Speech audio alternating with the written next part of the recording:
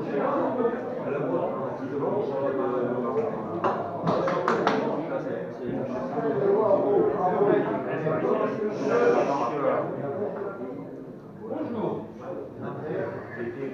S'il vous plaît. Pour aller en salle, s'il vous plaît. Allô? Vous m'entendez? On entend bien ce que je dis ou il faut faire quelques réglages? On entend? Au fond aussi. Philippe aussi?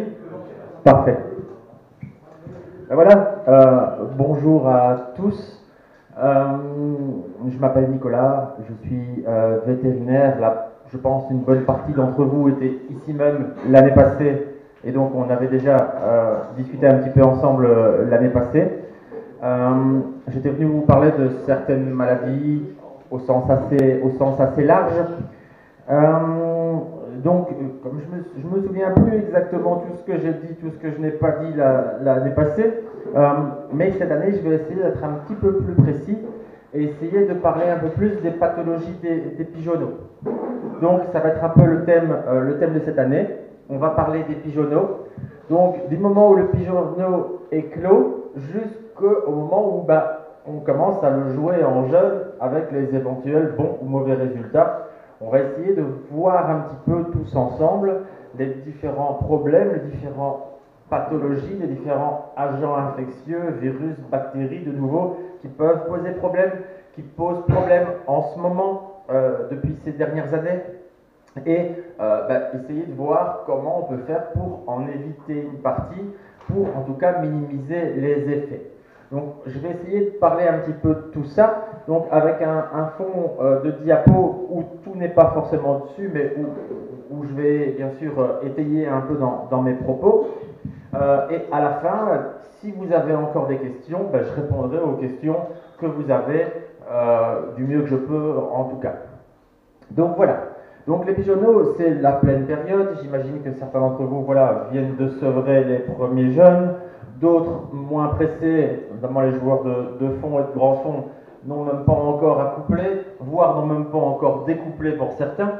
Mais pour la plupart d'entre vous, j'imagine, c'est quand même le moment où les pigeonneaux viennent d'arriver ou vont arriver et où on va essayer de faire en sorte d'avoir la meilleure saison de pigeonneaux possible.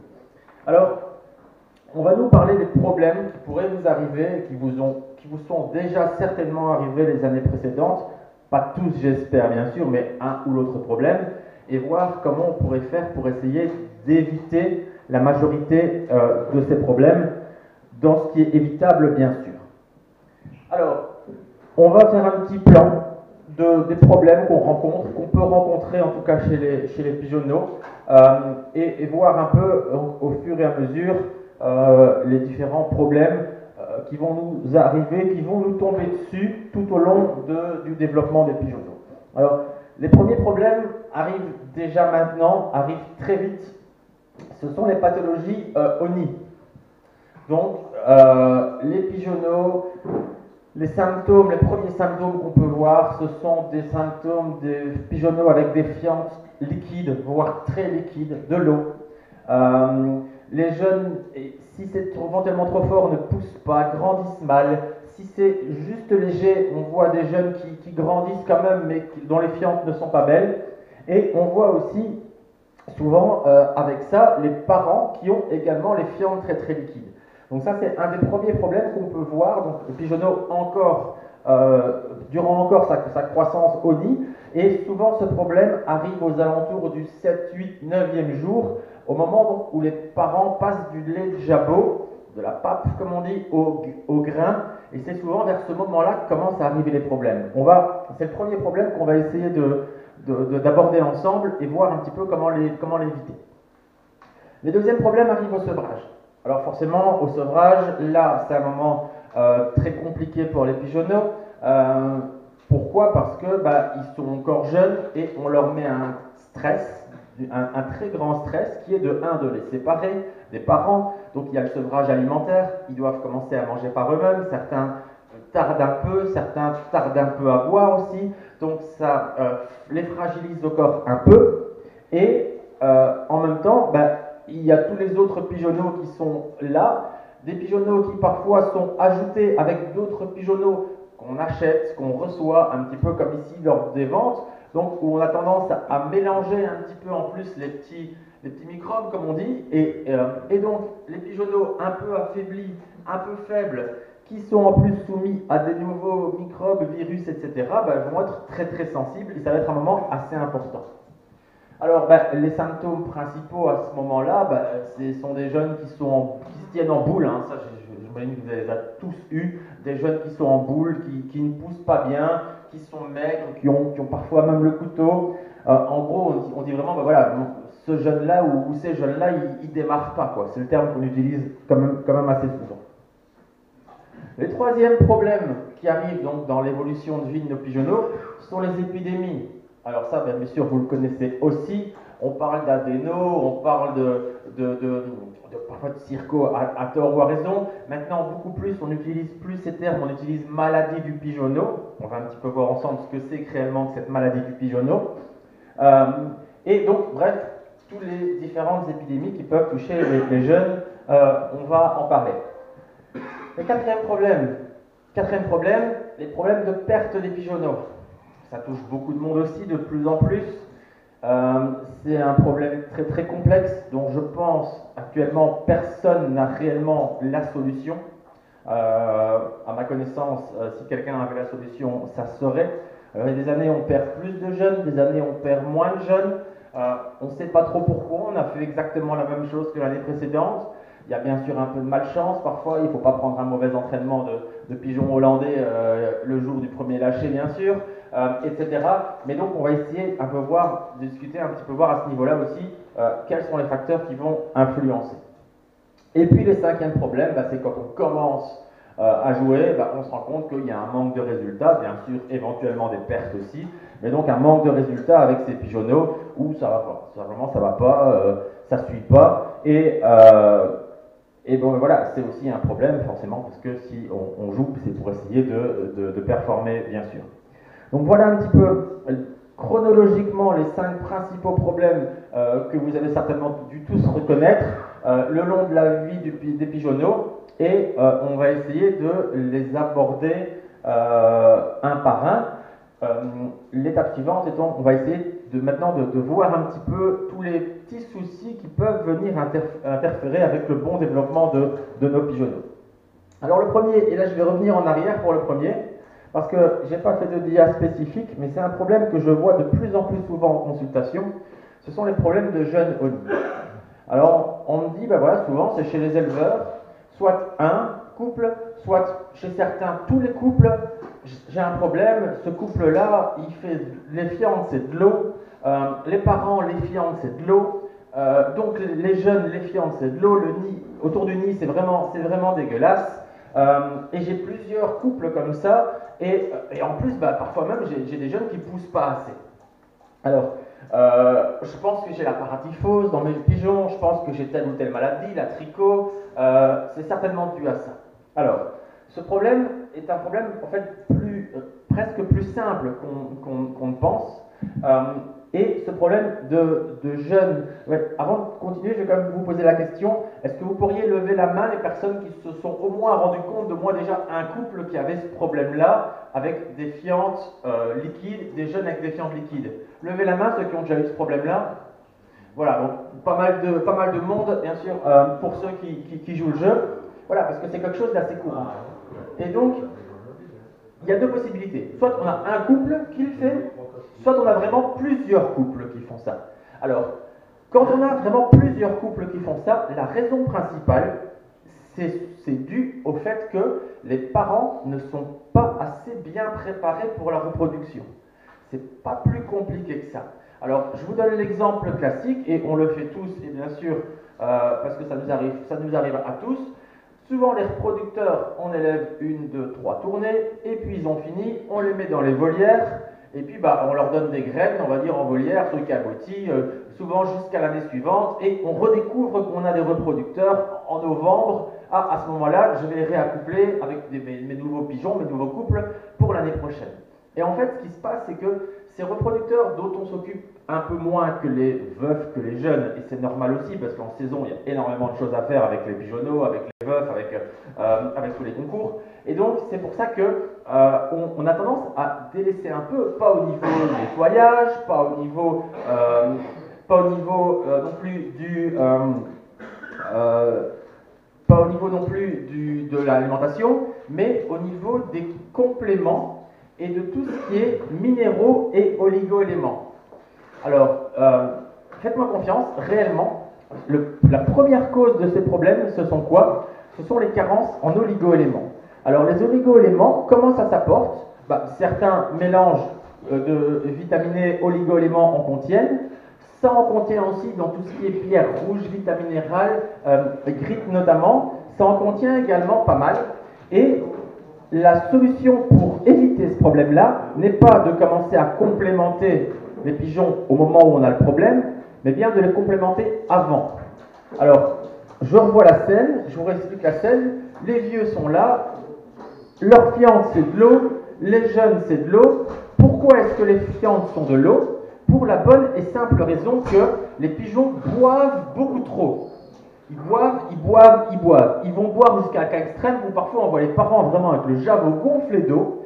Et donc quand ils vont nourrir les jeunes, ils vont nourrir les jeunes avec de l'eau. C'est pas plus compliqué que ça.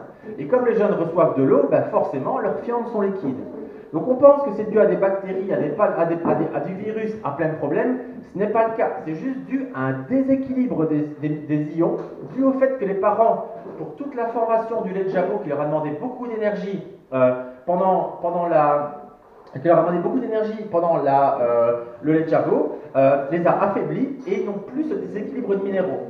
Et donc, ils vont se mettre à aller boire, à aller boire, à aller boire. Alors justement, parfois, il y a certains colobophiles qui disent je vais retirer le grit parce que c'est ça qui les fait boire. Et en faisant ça, on fait pire que mieux. On fait pire que mieux parce qu'en plus, on amplifie le problème. Mais en général, la solution à ce problème-là, et vous l'avez déjà tous vécu, comment on règle ce problème-là? En sevrant les jeunes. Du jour au lendemain, on sèvre les jeunes, 3 jours plus tard, c'est fini, les fientes des parents sont redevenues normales, sont redevenues solides. Forcément, ils n'ont plus ce besoin de nourrir, et donc forcément, c'est terminé, et tout redevient relativement vite normal. Donc, entre-temps, on a élevé un jeune qui est déjà un peu plus faible que les autres, parce qu'il n'a pas été nourri tout à fait comme il devrait, et donc il est déjà un peu moins bien parti. C'est ça notre problème. Donc pour éviter ça, on revient 2 mois avant la reproduction, et les reproducteurs, à ce moment-là, on donne à fond du grit, du vitamine minéral, des pierres rouges, des vitamines et oligo-éléments, en changeant bien sûr tous les jours, parce que le grit et le vitamine minéral qui traîne dans le fond du pigeonnier depuis 3 mois, les pigeons n'y touchent pas bien sûr, en mettant un peu tous les jours, les pigeons refont des réserves, et à ce niveau-là, le problème se règle. Et c'est quelque chose qui se règle. J'ai des clients qui sont déjà venus chez moi en disant qu'ils n'arrivaient pas à élever un jeune depuis 5 ans parce qu'ils avaient toujours ce problème dans tout le pigeonnier. Et on a mis ça en place et l'année suivante, ils faisaient un très très bel élevage. Donc ça, c'est déjà vraiment une première chose qui est relativement simple à faire pour des problèmes qu'on a tous. Alors quand maintenant c'est un seul couple ou 2 couples sur 30 ou 40 qui font ça, dans ce cas-là, on ne peut pas se remettre nous en question, dire voilà, j'ai mal nourri mes reproducteurs. Dans ce cas-là, c'est plutôt 1 ou 2 couples qui ne va pas bien manger, et on a beau mettre du grit, etc., ils n'en veulent pas, et donc ils se carencent un peu eux-mêmes, et là c'est beaucoup plus compliqué à gérer, parce qu'on peut vraiment considérer que ces parents-là sont des moins beaux parents. La seule chose qu'on peut ajouter au niveau médicament à cela, si on a un doute, c'est faire un traitement avec un équivalent ronidazole pour la tricho, pas forcément parce que le problème est dû à de la trichomoniase, mais parce que ces médicaments, le ronidazole, le métronidazole, sont également efficaces contre certaines bactéries anaérobies qui peuvent se développer suite justement à ces déséquilibres intestinaux, et donc on ensemence la flore de façon un peu plus correcte, et ça aide également à régler ce problème de déséquilibre ionique avec des fientes qui sont de l'eau et les pigeons qui boivent beaucoup trop.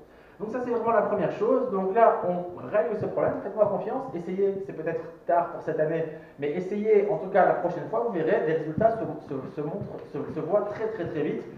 Et pour ceux d'entre vous qui n'ont jamais eu ce problème-là, c'est que vous êtes dans le bon tout simplement. Dans ce cas-là, vous continuez et c'est que vous vous occupez réellement de la bonne façon des reproducteurs. En tout cas, c'est que vous n'avez pas eu ce problème. Voilà, ça c'est vraiment la première chose qui est assez simple, qui était le petit avant-propos, pour éviter ce premier problème. Si on n'a pas ce problème, nos pigeonneaux se développent bien, les parents nourrissent, les pigeonneaux arrivent à 21 jours environ, 22 jours, et hop, on va se mettre à les sevrer, et on va les mettre tous dans le pigeonnier des pigeonneaux, et on va avancer. Alors, on va commencer donc un petit peu le plan maintenant vraiment des problèmes pathologiques, réels. Alors, le problème pathologique, les agents infectieux, il y en a plein pour les pigeonneaux. Alors, il y a des virus, on en a déjà parlé, le paramyxovirus, vous connaissez, l'herpès virus, vous connaissez, l'adénovirus, le circovirus. Il y en a d'autres qui ne sont pas forcément catégorisés, donc on ne met pas forcément un nom dessus, mais qui également touchent les pigeonneaux. Il y a des bactéries, la salmonelle, donc responsable de la paratyphose, vous connaissez, les streptocoques, vous connaissez, il y en a beaucoup d'autres. Il y a également des mycoplasmes qui sont un type de bactéries dont on reparlera également, donc c'est considéré en sens large comme dans les bactéries, on en trouve beaucoup actuellement. Des parasites, trichos, vers, coccidiose, ça vous avez également, et puis aussi un mélange de tout ça. Parce qu'il faut savoir que souvent quand on a des problèmes, quand on a un problème, le pigeon a tendance à s'affaiblir un petit peu, et donc on fait... le pigeon, comme il est un peu plus faible, il va avoir tendance à développer plusieurs des problèmes, et plutôt qu'avoir un vrai gros problème, on a un mélange de plusieurs petits problèmes qui vont être responsables d'un mauvais état général, ou d'un état général pas parfait.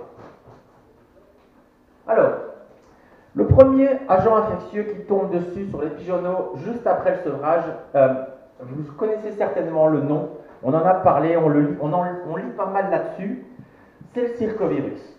Le circovirus, c'est un virus qui est très très très embêtant. Alors, d'ores et déjà, la première chose qu'on va se dire, c'est que ce virus, il est très très embêtant. Alors, il ne faut pas se poser la question de savoir est-ce que je l'ai chez moi, est-ce que je ne l'ai pas chez moi. Il faut savoir qu'environ 80% des pigeons sont à un moment touchés par le circovirus. Donc, presque tout le monde l'a chez lui. Surtout avec les mélanges de pigeons, etc. C'est quelque chose qui se trouve pratiquement dans tous les pigeonniers. Et donc, il va créer des soucis dans énormément de pigeonniers. Alors, est-ce que ça va créer des mortalités? Ça dépend. Ça dépend de plusieurs choses. Ça dépend de l'état de statut du jeune pigeon, s'il est malgré tout en bonne condition ou pas en bonne condition, s'il a eu une bonne croissance ou pas. Mais ça peut varier entre 1% de mortalité, voire 0% de mortalité, et encore parfois le 1%, c'est le colombophile. La cause de la mort, c'est le colombophile qui tord le cou du pigeon parce qu'il trouve qu'il y en a un qui ne pousse pas assez. Jusque parfois énormément de mortalité, qui peuvent parfois jusqu'à 100%, ce sont des cas très très rares, heureusement, et souvent quand c'est le cas, il n'y a pas que ça. Alors, la caractéristique première du pigeonneau, du circovirus, et ça c'est quelque chose de très très important, c'est que son action, c'est qu'il va aller attaquer l'organe qui est responsable du système immunitaire du pigeonneau. Donc il va aller attaquer un organe qui s'appelle la bourse de Fabricius, que nous, mammifères, nous ne possédons pas, mais donc que les pigeons ont. Et donc cette bourse de Fabricius va être l'organe qui produit les globules blancs, les anticorps, etc. Et donc comme le circovirus va aller attaquer cet organe-là, la conséquence va être que cet organe-là va moins bien fonctionner. Et donc le pigeonneau aura une moins bonne immunité. Il y aura une immunité faible, tout simplement. Et avoir une immunité faible, ça veut dire quoi? Ça veut dire attraper tout ce qui passe. Toutes les autres maladies qui vont passer, avec lesquelles il va être en contact, il va attraper tout ce qui passe. C'est un peu comme nous les gens, il y a des personnes qui sont un peu plus faibles au niveau immunitaire, c'est les personnes qui, dès qu'il y a une grippe qui traîne, dès qu'il y a un rhume qui traîne, dès qu'il y a une gastro qui traîne, ils le font systématiquement. Et à l'inverse, d'autres personnes ne sont jamais malades, ils peuvent aller dehors en t-shirt tout l'hiver se balader, ils n'auront jamais de problème. C'est un peu le même souci, donc c'est un peu le même principe. L'immunité est très importante et donc ce circovirus qui va attaquer le pigeonneau va être responsable dans un premier temps de diminuer son immunité. Donc vous avez compris le principe. Au plus il attaque le pigeon, au plus il diminue l'immunité et au plus l'immunité est basse, au plus on va être on va dire exposé à tous les autres problèmes dont on va parler après, et on aura des pigeons moins résistants, du moins des pigeonneaux moins résistants. Alors, pourquoi on n'en parle que chez le pigeonneau, et ça c'est fort important, parce que les pigeons, à partir de l'âge de 8 à 9 mois, donc ils sont encore jeunes, mais ce sont des vieux, ils commencent à devenir plus vieux jeunes, ils deviennent presque un peu adultes, on va dire, à partir de 8 à 9 mois, le système immunitaire change d'endroit, et donc n'est plus fabriqué par la bourse de Fabricius, mais pratiqué par, comme nous, la moelle osseuse. Là, c'est comme chez nous. Et donc, à ce moment-là, la moelle osseuse n'est pas du tout touchée par le circovirus, et donc à ce moment-là, les pigeons commencent à développer une immunité. Et donc, ceux qui passent au-dessus ont bien sûr moins de problèmes. Et donc, c'est pour ça que nos jeunes de 9-10 mois, même parfois certains jeunes qui n'étaient pas beaux en tant que jeunes, commencent à devenir des pigeons plus intéressants et peuvent devenir même des yearlings après la mue qui deviennent des beaux yearlings et bien se passer. Mais entre-temps, bien sûr, pas mal de ces pigeons auront eu d'autres soucis, se seront perdus, etc. etc. C'est parfois un des avantages des joueurs de fond, c'est qu'ils n'exposent pas trop leurs pigeonneaux, c'est-à-dire qu'ils élèvent leurs pigeonneaux, mais les pigeonneaux vont presque pas au panier, ne vont presque pas au concours, et donc forcément ils ne sont pas en contact avec toute une série de virus, de bactéries, et donc ils ont le temps jusqu'au moment où leur immunité peut passer au-dessus et peut arriver au niveau de la moelle osseuse. Alors, ce circovirus est également responsable d'une chose supplémentaire, c'est comme le pigeonneau n'a pas d'immunité, si quand vous vaccinez le pigeon, donc quand vous faites l'injection, la protection due au vaccin ne se met pas bien en place. Pourquoi? Parce qu'une réaction au vaccin, c'est quoi? C'est on injecte un peu du virus, vivant ou mort, et le système immunitaire va mettre en place une armée d'anticorps pour aller lutter contre ce virus. Et donc, quand on sera en contact avec ce virus plus tard, on aura notre armée d'anticorps qui va aller attaquer directement le virus. Sauf que si on n'a pas un bon système immunitaire quand le pigeon est jeune et qu'on le vaccine à ce moment-là, on ne met pas en place une bonne immunité. Et si plus tard on est en contact avec le virus, on est malade quand même. Et ça, c'est quelque chose d'important. Donc ce circovirus, plutôt qu'être vraiment dangereux, il est très très très embêtant parce qu'il va créer des problèmes et il va prédisposer à tous les autres problèmes. On aura l'occasion d'en revenir et voir aussi un peu comment essayer de faire pour éviter tout ça. Alors l'adénovirus, tout le monde le connaît. Moi, on pense en tout cas beaucoup le connaître, dont nous les vétérinaires, et parfois ce n'est pas forcément le cas. Donc l'adénovirus, il y a plusieurs souches. Le vrai adénovirus, donc on se rend compte qu'il y a plusieurs types d'adénovirus différents, c'est pour ça que parfois on peut faire l'adénovirus plusieurs fois, c'est pour ça qu'il y a des souches plus méchantes que d'autres. On a déjà détecté presque une dizaine de souches différentes d'adéno maintenant. Alors, vous connaissez bien par contre en général le principe de l'adéno, c'est que les pigeons sont souvent très vite très malades. En 48 heures, tous sont presque touchés, les pigeons en boule, ils ne volent plus, ils restent sur le toit, les fientes sont liquides, ils vomissent.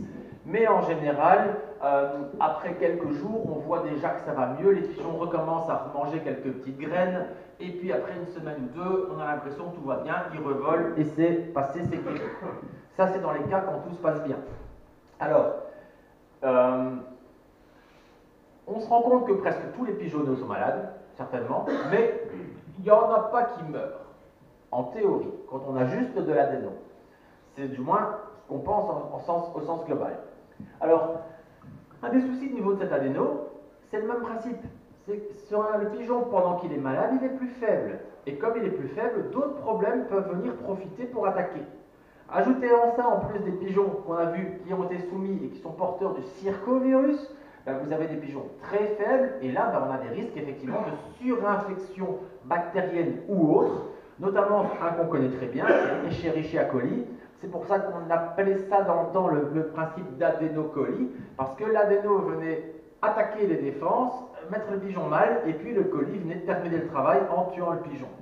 Et c'est pour ça qu'on se retrouve parfois avec des adénos où on a des vraies grosses mortalités, entre 10, 20, 30, 50% des pigeons parfois, ou du moins, c'est ce qu'on pensait, on va dire, il y a quelques années. Alors, encore un virus que tout le monde connaît, qui se développe de plus en plus souvent, qu'on voit de plus en plus maintenant, c'est l'herpès virus. En Belgique, de nouveau, il y a quelques années, plus de 50% des pigeons avaient des anticorps, donc avaient été en contact avec l'herpès virus. Maintenant, c'est encore plus, ça augmente, on le voit partout. On le voit même maintenant chez les vieux pigeons. On voit chez des vieux pigeons qui développent cet herpès virus. Alors,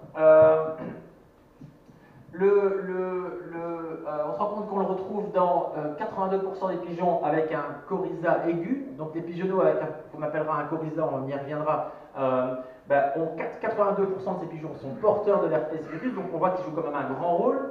Ça a été démontré que 60% des pigeonniers sont affectés de façon permanente, et le pigeon qui est atteint par cet herpès virus va rester porteur toute sa vie de l'herpès virus. Ça, c'est quelque chose d'important. Alors, un exemple pour que vous puissiez bien voir, l'herpès virus chez l'homme, c'est quoi un exemple? C'est le bouton de fièvre. Donc, vous connaissez tous le principe du bouton de fièvre. On l'a, et puis on est porteur, et de temps en temps, quand on est fatigué, malade, un peu moins bien, stressé, hop, le bouton de fièvre revient. Alors, c'est pas très grave un bouton de fièvre chez l'homme, c'est juste pas très beau. Mais après quelques jours, ça fait des croûtes et puis ça part. Chez le pigeon, c'est la même chose. On peut avoir des repoussées d'herpès virus. Alors, au plus le pigeon sera vieux et en bonne santé, au plus ce sera faible. Bien sûr, on ne fera pas des vieux pigeons qui vont refaire des fortes poussées. Mais en période de concours, avec le stress des concours, des paniers, de la longue distance, cet herpès virus peut revenir et recréer des petits problèmes respiratoires. C'est quelque chose qu'on voit de plus en plus souvent.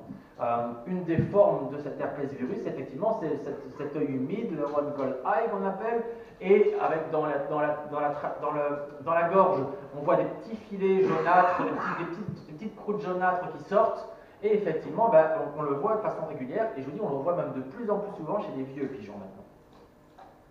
Donc c'est un vrai problème, de nouveau, qui va poser pas mal de problèmes respiratoires. Le paramyxovirus, celui-là, je vais aller très vite dessus, vous le connaissez, on vaccine en théorie contre le paramyxovirus, plusieurs vaccins disponibles. J'avais déjà abordé le principe du vaccin français, je ne sais pas quoi, Imopest ou je ne sais pas quoi, que j'avais vraiment déconseillé parce que la protection était montrée qu'elle n'était pas bonne. Il reste le Nobilis, le Colombovac, le Lipraviar, il y en a plusieurs, mais on essaie d'éviter l'Imopest si possible. Les mortalités dépendent de la souche, c'est une maladie qu'on voit encore, mais qu'on voit plus tant que ça parce qu'on est censé vacciner. Faites attention, vaccinez quand même bien vos pigeons parce que malgré tout, on en voit. Je vois chaque année, je vois plusieurs cas de paramyxovirus avec des conséquences que vous connaissez, la moitié des pigeons qui peuvent mourir, ça se voit encore vraiment. Il faut savoir que ces paramyxovirus peuvent créer des signes classiques. De plus en plus, les souches de paramyxovirus où on voit le pigeon avec la tête tournée, les torticolis, c'est plus trop le cas. C'est beaucoup plus maintenant des problèmes rénaux avec des pigeons de nouveau qui vont faire de l'eau. Les gens qui ont la paramyxovirose maintenant, ils disent je peux nettoyer mon pigeonnier avec une raclette. C'est pas plus compliqué que ça. Je peux racler mon pigeonnier tellement c'est humide. Et puis on a des mortalités qui peuvent aller de nouveau quelques-uns à 80% en fonction de la virulence du virus. Les bactéries des pigeonneaux, il y en a pas mal. Je ne vais pas m'étendre là-dessus pour l'instant. Le Escherichia coli, on en a parlé, qui surinfecte notamment l'adéno. La salmonelle, la paratyphose, vous la connaissez aussi, donc c'est une bactérie qui peut créer toute une série de problèmes. C'est pas chez les jeunes qu'elle tape le plus, c'est plutôt en fin de saison, donc là on ne va pas trop s'y attarder pour l'instant. Et d'autres bactéries, notamment respiratoires, des streptocoques, des staph, il peut en avoir plein qui peuvent créer également des problèmes respiratoires pour nos pigeonneaux et donc créer des soucis. Alors, le coryza, j'en touche un mot vite fait, ceux qui ont déjà lu un article ou autre, j'avais rédigé un article qui disait « Le coryza, la maladie qui n'existe pas ». Alors, pourquoi? Parce que c'est pas bon, bien sûr, le coryza ça existe, vous l'avez déjà tous vu dans vos pigeons, mais le principe c'est que en médecine, ce n'est pas un terme scientifique, c'est un terme qui ne veut rien dire, coryza. Coryza, ça veut dire problème respiratoire. Et un problème respiratoire, il peut avoir beaucoup de causes. Et donc, on ne soigne pas un symptôme en disant, ben voilà, tel est le problème, on va donner tel médicament. On soigne bien sûr la cause de symptôme, donc l'agent. Un peu comme chez nous. Donc, moi, voilà, imaginez un humain, et quand il a un rhume, on dit, ben il a le coryza. Puis, il a un rhume des foins, il a le coryza. Ah, il a la grippe, il a le coryza. Ah, il fait de l'asthme, il a le coryza. Ah, il a un cancer du poumon, il a le coryza. Donc vous comprenez le principe, tout ça chez le pigeon est assimilé à du coryza, mais vous avez bien compris que si vous avez une grippe, si vous avez un rhume, si vous avez une bronchite, si vous avez un cancer du poumon, si vous êtes asthmatique ou si vous avez le rhume des foins, on ne vous donnera pas les mêmes médicaments. Ce sera des traitements différents. C'est un peu le même principe chez le pigeon. Le pigeon qui a l'herpès virus, c'est du coryza. Une bactérie, c'est du coryza. Certains types de paramyxo, c'est du coryza. Certains pigeons peuvent avoir simplement des problèmes dus à une mauvaise aération, etc. C'est du coryza. Mais donc, les traitements vont varier. C'est vrai qu'en colombophilie, on a trop tendance à directement, dès qu'on a un problème qu'on appelle de coryza, à charger en médicaments, en antibiotiques, alors que très souvent, ces antibiotiques ne sont pas forcément nécessaires et parfois peuvent même faire pire que mieux. On y arrivera tout à l'heure aussi. Donc le coryza, on va en parler un petit peu, on va le détailler vite fait donc chez les pigeonneaux.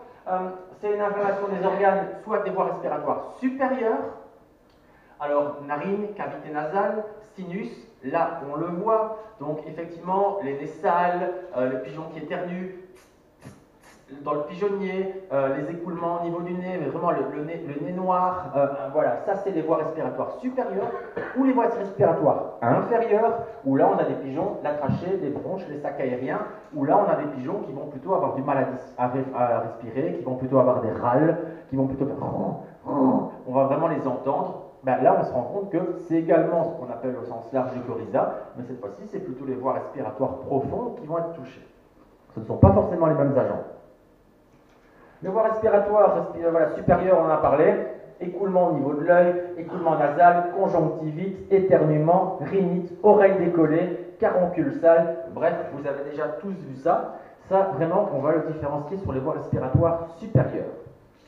Les voies respiratoires inférieures, voilà, respiration avec le bec ouvert, dyspnée, donc difficulté respiratoire, respiration qui fait du bruit, là on sera plus bas. Alors les causes de problèmes respiratoires, il y a bien sûr les facteurs environnementaux. Je vais aller très vite là-dessus, j'en avais déjà touché un mot l'année passée je pense. Humidité, courant d'air, poussière, manque d'aération, ben, ça va prédisposer au problème forcément. Si vous vivez dans un environnement où il y a toujours de la poussière, ben, ça va irriter. Et quand c'est irrité, ben, forcément, on a plus vite des problèmes qui viennent se mettre sur les irritations.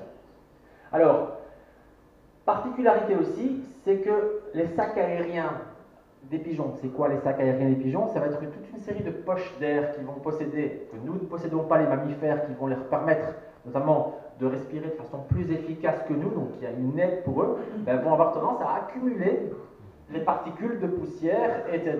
Et donc un pigeon qui va prendre la poussière pendant 3 ans, même si après on le met dans un pigeonnier nickel l'année suivante, ça ne deviendra jamais un crack à 100%.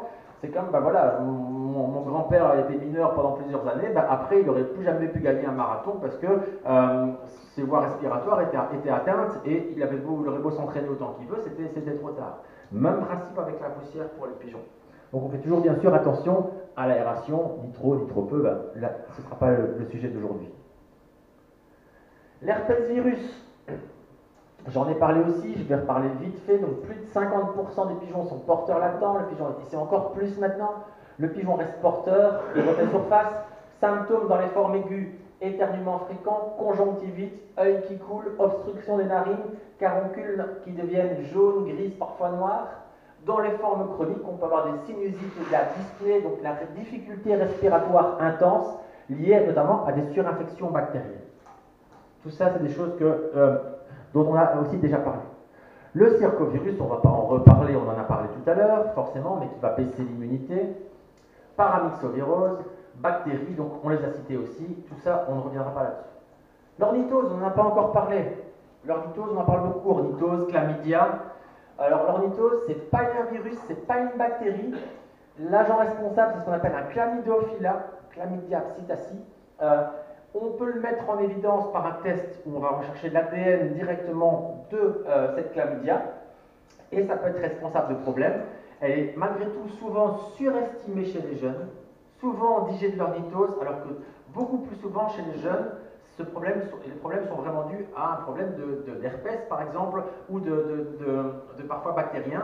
Mais c'est le cas classique quand on a des jeunes avec un œil qui coule un peu, un œil humide ou j'ai de l'ornithose.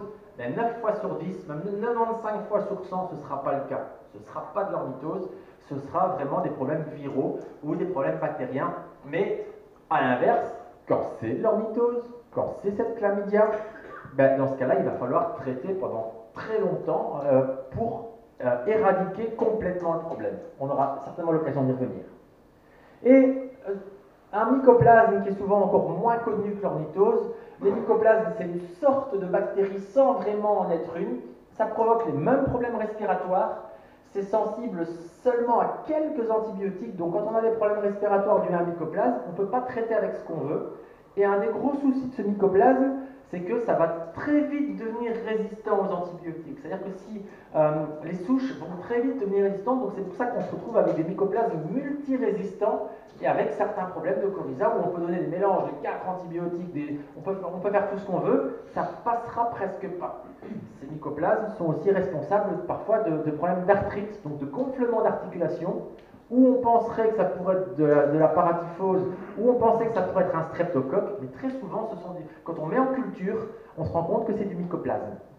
On en voit beaucoup dans les Flandres, on en a beaucoup dans les Flandres l'année passée. J'ai discuté avec pas mal de collègues qui m'ont dit que l'université de Gand avait mis on va dire, en cause souvent ce mycoplasme. Alors, ça a été un peu rapide, on a vu pas mal de maladies que vous connaissez peut-être, que vous ne connaissez peut-être pas. C'est vrai que c'est beaucoup d'informations.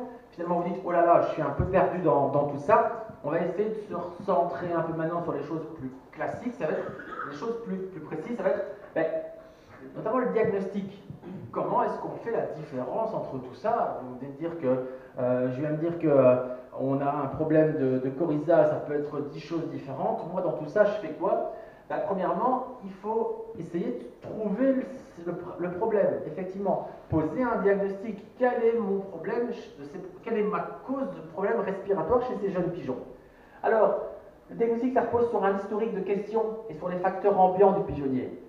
Alors, les questions sont souvent parmi les choses les plus importantes, moi, quand on arrive en consultation, parce que le colombophile, souvent, a la réponse sans le savoir, sans même faire de test. C'est-à-dire que les questions vont être, depuis combien de temps ça dure? Est-ce que ça touche vos jeunes ou vos vieux? Est-ce que ça touche que les jeunes? Est-ce que c'est apparu en combien de temps? Alors, pourquoi? Parce qu'en fonction de ces réponses aux questions, on oriente déjà notre diagnostic. Je prends un exemple. Un virus, par exemple. Un virus, c'est quelque chose de très contagieux, qui va très vite. Vous connaissez tous l'adénovirus, on va le prendre en exemple. Quand un pigeon a l'adénovirus, 3 jours plus tard, tout le pigeonnier des jeunes est touché. Donc c'est très contagieux, ça va très très vite. Comme chez nous, une gastro-entérite, quand quelqu'un dans la famille a une gastro, souvent ça fait le tour et tout le monde chope la gastro. C'est un peu le même principe. Le virus va vite. Alors quand on a un problème respiratoire, où on se rend compte quand on a un pigeon qui revient avec un œil humide, et que 3 jours plus tard, on a 4 pigeons avec un œil humide, et que 3 jours plus tard, on en a 10 avec un œil humide, on peut se dire que c'est forcément un virus. Pourquoi? Parce qu'une trichomoniase, par exemple, ça ne se développe pas aussi vite. C'est quelque chose qui se développe plus lentement. Une chlamydia, c'est la même chose. On n'attrape pas la chlamydia en 3 jours. C'est quelque chose qui se développe, qui est moins contagieux, qui est plus dangereux, mais moins contagieux, donc qui se développe plus lentement. Donc déjà, l'historique du développement de la maladie nous apporte pas mal de choses. Et donc, forcément, ça oriente notre diagnostic. Donc ça, c'est déjà une bonne chose. Alors, on peut faire l'historique également des vaccinations. Est-ce que les pigeons sont vaccinés ou pas? Si les pigeons sont vaccinés contre la paramyxovirose, bien sûr, on va sortir de notre diagnostic, par exemple. On peut mettre en évidence les éventuelles bactéries par des cultures. C'est-à-dire qu'on prend, notamment, quand imaginez la narine coule, il y a un petit écouvillon, on va prendre cette narine, on va frotter, on met en culture, on va voir quelle bactérie pousse. Ça, c'est une chose. Et en deuxième lieu, on va faire ce qu'on appelle un antibiogramme, c'est-à-dire qu'on va mettre cette bactérie en présence de 10 petites pastilles qui vont être 10 antibiotiques différents, et on verra dans les petites boîtes de culture lequel est le plus efficace, et on donnera celui-là au pigeon et pas l'autre. On peut faire un test ornithose aussi, c'est un test ADN, très facile à faire, on envoie au laboratoire, quelques jours après on reçoit la réponse, voir si c'est positif ou si c'est négatif. Donc ça c'est ce qui repose le diagnostic. Alors cette balance-ci, je vous l'avais montré l'année passée, j'en suis presque sûr, en tout cas je vous en avais parlé, j'en suis presque sûr, parce que ça c'est une des choses qui est la plus importante pour les pigeonneaux. On va sortir maintenant des problèmes respiratoires, on va parler de tous les problèmes de pigeonneaux.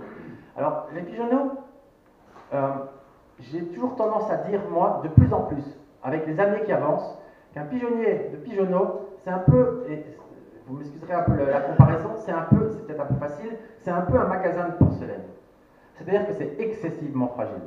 Avoir un pigeonnier de pigeonneaux qui fonctionne bien, qui tourne bien, où les pigeons volent bien, où les résultats vont bien, donc c'est vraiment un équilibre, Et cet équilibre est facilement rompu grâce à des erreurs qu'on peut faire, par exemple, ou à cause du coup du sort. Et qu'une fois qu'on rompt cet équilibre, ça devient très compliqué de revenir dans le bon. Pourquoi? Parce que l'équilibre de la santé, je vous en ai déjà parlé, il y a deux choses. L'équilibre de la santé, c'est toujours une balance. D'un côté, entre les facteurs positifs et de l'autre côté, les facteurs négatifs. Les facteurs négatifs, c'est quoi? Ce sont tous les agents infectieux, les microbes, les bactéries, les virus, mais aussi la poussière, le stress, la fatigue,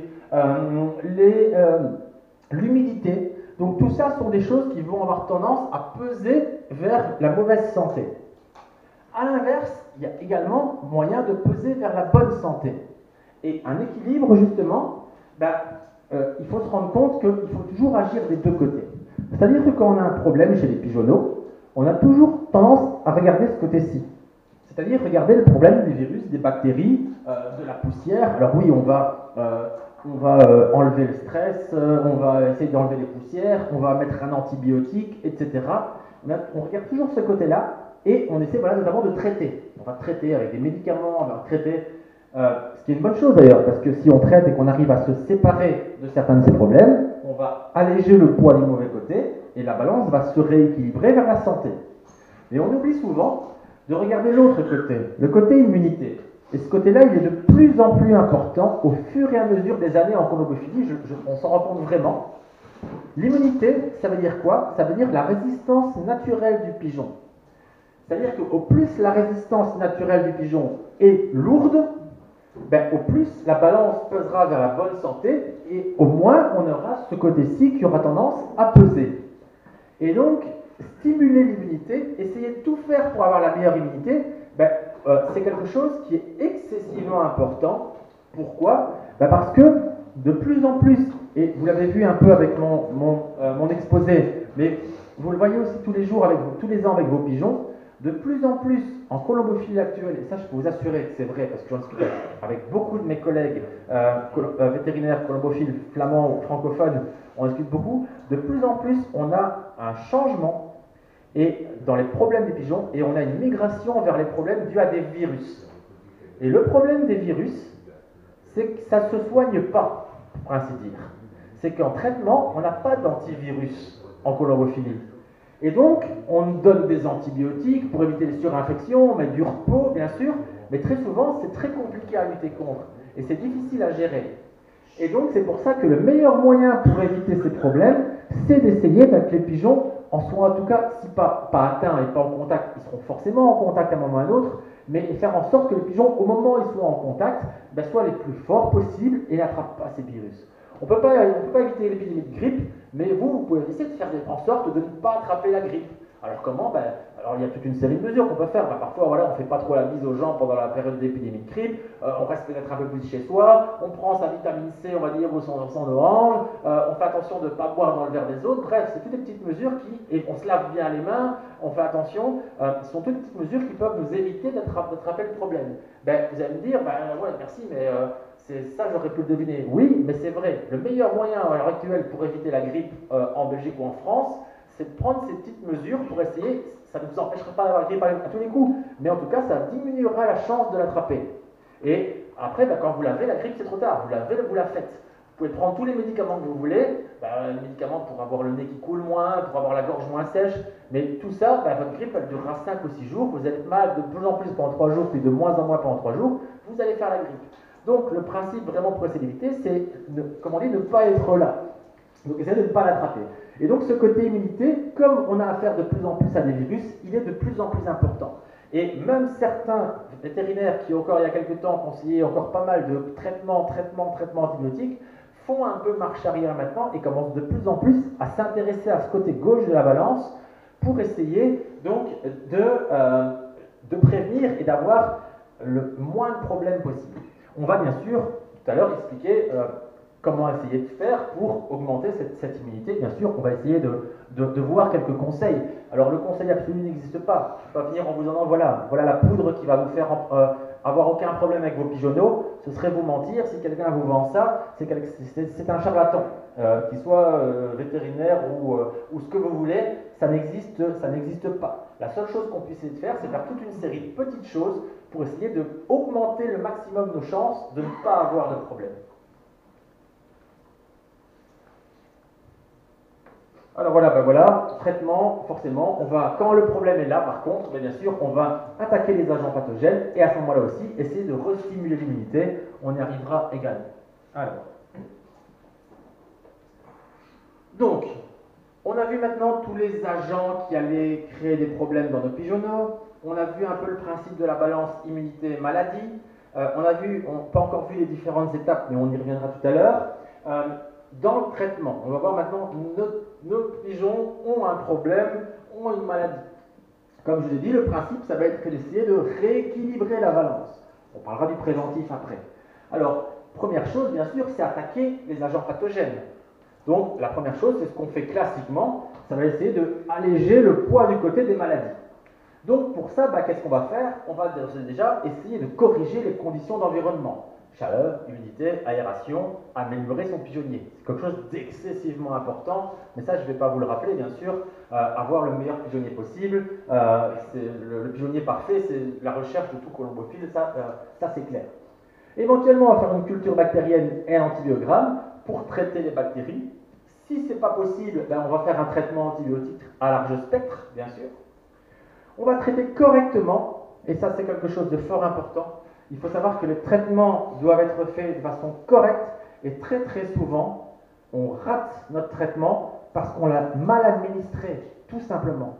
Et ça, c'est aussi un point où on ne précise pas assez. Ah, le pigeon malade, je vais donner de la doxycycline. Ah, je vais le mettre sur les graines. Ce sera plus facile parce qu'on est en hiver, le pigeon ne boit pas beaucoup.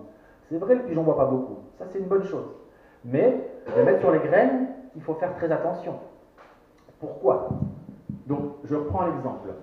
Vous êtes malade, vous avez une bronchite, vous allez chez le médecin, il vous donne de l'augmentin, de l'amoxicilline que vous connaissez tous, 3 fois par jour.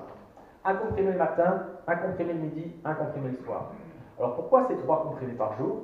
Parce que le principe de l'amoxicilline, de ce médicament-là, c'est que quand vous le prenez, il est efficace pendant environ 8 heures, pas plus. Donc, les 3 comprimés, on vous donne 3 comprimés par jour parce que pendant 8 heures, il est efficace, et puis on en reprend un deuxième, et puis on en reprend un troisième. Grâce à ça, on est protégé plus ou moins toute la journée. On a de l'antibiotique dans le sang toute la journée.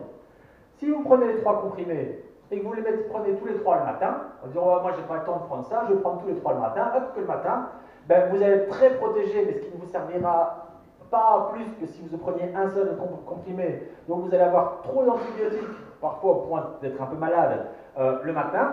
Et puis l'après-midi et le soir, vous n'aurez plus aucune protection. Donc les bactéries vont pouvoir continuer à se développer et donc on va passer à côté de notre traitement. Si le médecin vous dit 3 fois par jour, c'est bien parce qu'il y a une raison de le prendre le matin, l'après-midi, le soir. Pour les pigeons, c'est la même chose. Chaque antibiotique a son mode d'administration et a une administration avec un effet différent. Alors quand on met l'antibiotique dans l'eau, le côté positif, c'est que le pigeon va boire un peu le matin, un peu le midi, un peu le soir, et donc ça se répartit sur la journée. Les doses sont calculées pour faire en sorte que ce soit correct. Attention les doses, parce que le pigeon en hiver ne boit presque pas, parfois le pigeon en été ou quand il nourrit boit énormément. Donc vous avez vu, parfois il y a un facteur qui est vraiment important. Si vous mettez toujours la même concentration dans l'eau, l'hiver votre pigeon il n'aura pas assez de médicaments, pas assez d'antibiotiques, donc vous allez faire un traitement qui va servir à rien, et ça vaut pour tous les médicaments. Et à l'inverse, si vous en donnez un moment, le pigeon boit beaucoup trop, là vous risquez que le pigeon se mette à boire trop et prendre trop de médicaments avec une dose qui peut devenir toxique et commencer à créer des problèmes. Donc on fait très attention dans l'eau. On fait encore plus attention si on est sur les graines. Moi, la doxycycline, mes pigeons ne boivent pas, je préfère la mettre sur les graines et je vais donner à manger sur les graines. Oui, mais dans ce cas-là, il faut donner à manger et le matin et le soir pour que le pigeon prenne l'antibiotique et le matin et le soir. Parce que la doxycycline, c'est plus ou moins efficace dans le sang un peu moins de 12 heures. Donc il faut certainement qu'il y ait 2 repas par jour. Sinon, vous passez à côté de votre traitement. Et c'est d'entre vous qui donnerait la doxycycline, un vétérinaire qui aurait pu la prescrire et qui la mettrait sur les graines en faisant 1 repas par jour, on passe à côté du traitement, ça ne fonctionne pas. Et on pense qu'on a traité nos pigeons qui vont mieux. En fait non, ça ne va pas vraiment mieux, le médicament n'a pas été efficace. Il n'a pas été efficace parce qu'on ne l'a pas donné correctement. Bref, Tout ça sont des choses importantes. Parfois, les pigeons ne mangent pas tout non plus. On met à manger, on calcule, les pigeons, mangent pas, les pigeons ne mangent pas parce qu'ils ne sont pas très bien. Ben, vous avez bien compris que si vous mettez le traitement sur les graines et que le pigeon ne mange pas tout, ben, vous passez à côté de votre calcul. Ça, c'est clair. Donc, ce sont toutes des choses auxquelles il faut faire très très attention. C'est le mode de traitement. La durée de traitement aussi, en fonction des problèmes. On parlait tout à l'heure et je vais réinsister. Si un jour vous pensez, on vous diagnostique d'une façon ou d'une autre une ornithose, une vraie ornithose, le traitement antibiotique, c'est entre 4 et 6 semaines, sinon ça revient. Donc les pigeons vont mieux, après une semaine, 2 semaines, on voit vraiment une amélioration, mais si c'est présent, ça reste, l'ornithose reste de façon chronique, et ça reste, quel que soit le traitement. Et je sais que parfois, certains de mes collègues ne le disent pas, ne disent, oui, non, avec tel médicament, une semaine c'est assez, pour faire plaisir, mais toutes les études scientifiques, parce qu'il y a eu des études scientifiques sur le sujet, ont démontré qu'il fallait traiter aussi longtemps. C'est comme un homme qui aurait la tuberculose, on traite avec un antibiotique pendant plusieurs mois d'affilée. Alors vous allez me dire, oui, mais antibiotique plusieurs mois, c'est pas bon. Oui, mais la tuberculose, c'est pas bon non plus. Si vous traitez pour la tuberculose pendant une semaine, vous n'aurez pas de résultat, ça n'ira pas mieux. C'est le même problème pour certains des problèmes, et la chlamydia en fait partie. Toujours dans le traitement, et ça c'est également important, le repos, éviter le stress. Quand on a des pigeonneaux malades, quand on a des pigeonneaux qui ont l'adéno, ou n'importe quel problème respiratoire, ben forcément les résultats ça ne suit pas. Et donc, quand on perd des pigeons, quand ils ne reviennent pas au concours, j'ai parfois des clients qui viennent chez moi, voilà, docteur, mes pigeons ça va pas, ça fait un mois que je n'ai pas fait un prix ou presque, parce que ça va pas. On fait un examen, on fait une analyse, on met en place un traitement, donc quand c'est la tournée ici, c'est le mardi par exemple. La première question que beaucoup me posent après que j'ai expliqué mon traitement, est-ce que je peux jouer samedi? Alors, la réponse, elle est claire. Non, bien sûr. Ça fait un mois que vous ne faites pas un prix. Là, on va commencer le traitement aujourd'hui, mais ne pensez pas que c'est de la magie le traitement. Est-ce que vous n'allez pas aller en loger jeudi ou vendredi, alors qu'on a fait 2 ou 3 jours de traitement qui doit durer 5 jours, aller casser le traitement pour après continuer à traiter après, et pour enloger des pigeons qui forcément ne feront quand même pas un prix, ça n'a pas d'intérêt. Vous, quand vous êtes malade, la première chose que votre médecin vous dit, c'est qu'il vous fait un certificat médical et il vous dit faites du repos. Vous n'allez pas travailler, vous n'allez pas. Certains médecins, ça dépend lesquels. En gros, quand vous êtes malade, en général, certains vous disent d'aller travailler, ça dépend ce que vous avez aussi, bien sûr. Mais le repos est excessivement important, bien sûr. C'est le premier traitement. Donc, forcément, quand on a des pigeons qui sont malades également, qu'est-ce qu'on va faire? On va donner des périodes de repos, 1 semaine, 2 semaines, 3 semaines s'il faut. Alors je sais qu'en période de concours c'est parfois très compliqué parce qu'on veut jouer, la période de concours n'est pas très longue, mais jouer pour pas faire de résultats, si on ne laisse pas le temps aux pigeons de se retaper, ils ne se retaperont pas. L'adéno par exemple, c'est un bon exemple. L'adéno parfois après 4-5 jours, quand ça se passe bien, 4-5 jours les pigeons vont mieux et parfois ils revolent 3/4 d'heure, après 4-5 jours. Oui, mais on conseille toujours de ne pas jouer pendant les pigeons pendant au moins 2 semaines qui suivent l'adéno pour laisser aux pigeons le temps de se retaper. Il a l'air mieux, il revole, mais son état général n'est pas assez bon. Le foie n'est pas encore assez retapé et on conseille toujours minimum 2 à 3 semaines. Et ce sont de nouveau des chiffres qui sont mis sur des études qui ont démontré effectivement que l'état général n'était pas encore refait à 100%. Si vous le refaites avant, c'est le meilleur moyen pour perdre des pigeons, pour faire des mauvais résultats, etc. etc. Donc, dans le traitement, le repos est très important. Donc, on va attaquer les agents pathogènes. Alors, la deuxième chose, ça va être stimuler l'immunité. On est toujours dans le côté curatif ici. On a un problème. Donc, on a un problème, on a cherché le problème, on a traité avec un antibiotique, avec peu importe, et on va également, en même temps, essayer de renforcer les défenses naturelles, parce que le premier traitement contre tout problème, même quand vous êtes malade, votre première on va dire, police contre votre maladie, c'est votre propre système immunitaire. C'est pour ça qu'il y a même des gens qui, quand ils sont malades, ne prennent de toute façon jamais d'antibiotiques, jamais de médicaments, parce qu'ils sont malades, mais ils finissent toujours par passer au-dessus. Le pigeon, en théorie, c'est la même chose. Pour la majorité des pathologies, il devrait pouvoir passer au-dessus. Sauf si, bien sûr, vous continuez à l'envoyer à 300 km toutes les semaines. Mais sinon, le pigeon devrait pouvoir passer au-dessus. Et pour l'aider à passer au-dessus, on va essayer d'aider son propre système immunitaire. Alors, on en a parlé, toute une série, déjà, je pense un peu l'année passée aussi, toute une série de vitamines vont aider. Vitamine A, vitamine C, c'est démontré. Donc, la vitamine C, c'est l'orange qu'on prend pour pas tomber malade en automne, en hiver. c'est des remèdes de grand-mère, mais qui sont maintenant démontrés scientifiquement qu'un excès de vitamine C augmente de façon significative l'immunité. Donc c'est quelque chose vraiment qui aide à tomber moins forcément malade ou moins vite. Si bien sûr, toujours une paramyxovirose en train de mourir, c'est pas de la vitamine C qui va les empêcher de mourir, on est bien d'accord. Mais de nouveau, ça va aider les autres traitements à aller mieux. Alors, on évite forcément aussi, là, un peu plus cette fois-ci en préventif, les traitements médicamenteux hors de la période de concours. Au moins on traitera pendant la période d'hiver, au plus quand on traitera pendant la saison, ce sera efficace, c'est plutôt logique. On va éviter les traitements inutiles aussi. C'est-à-dire que il y a beaucoup de problèmes, on en a parlé, qui sont des problèmes viraux, l'herpès notamment. Donc les jeunes qui ont le one cold eye avec etc. Et je le vois encore, et je veux dire, je vais en un pas, même moi souvent je le prescris, quand on a une épidémie comme ça d'œil humide, etc., souvent qu'est-ce qu'on prescrit? On prescrit des gouttes pour les yeux et un petit antibiotique. Pourquoi on le prescrit? Un peu pour la même raison que dans le temps quand on avait la grippe, le médecin donnait un antibiotique, et pour lequel on lutte maintenant contre. Parce que quand on va chez le médecin, on a envie de recevoir un médicament. Si vous allez chez le médecin et que vous remettez sans rien, vous avez l'impression d'avoir rien fait. Or, quand on a une grippe, normalement, il ne faut rien faire. Ça passe tout seul après 6 jours. Alors si vous pouvez prendre des gouttes pour le nez, du spray pour la gorge, un bonbon pour la toux, mais tout ça ne vous soigne pas. Tout ça enlève un peu vos symptômes, mais ce n'est pas ça qui va faire soigner votre grippe plus vite. Votre grippe, elle prendra 6 jours, quoi qu'il arrive. Vous pouvez faire ce que vous voulez, ça prendra 6 jours. Et donc, en pigeon, c'est un peu la même chose. Certains problèmes ne se soignent pas avec des antibiotiques, c'est parfois difficile à comprendre. Comme les problèmes viraux de one cold eye, souvent en général, la meilleure solution, c'est qu'on met les pigeons parfois même dans la volière et ils se retapent tout seuls. Le souci, c'est que parfois on peut avoir quelques surinfections bactériennes où là, il faut commencer à traiter. Et donc, pour éviter ce problème-là, la majorité des vétérinaires, dont je fais partie, et je ne me cache pas, on prescrit des gouttes pour les yeux, un antibiotique, comme ça, on dit, voilà, quoi qu'il arrive, on a traité, on est tranquille, le chlorophyle est content, ça va aller mieux, mais de façon, en général, ça aurait quand même toujours été mieux, et en plus, on a l'impression d'avoir fait quelque chose. Alors, pour un petit problème comme ça, c'est pas forcément embêtant, quoique, il faut savoir que pour beaucoup de problèmes, de nouveau, on parle d'immunité, il faut savoir que ce soit dans la trachée, dans les voies respiratoires, dans les cavités respiratoires, sur tout ce qu'on appelle les muqueuses. Les muqueuses, c'est-à-dire vraiment ce que vous avez au niveau des gencives, des cavités nasales. Les muqueuses sont remplies de bonnes bactéries, qu'on appelle la flore bactérienne normale.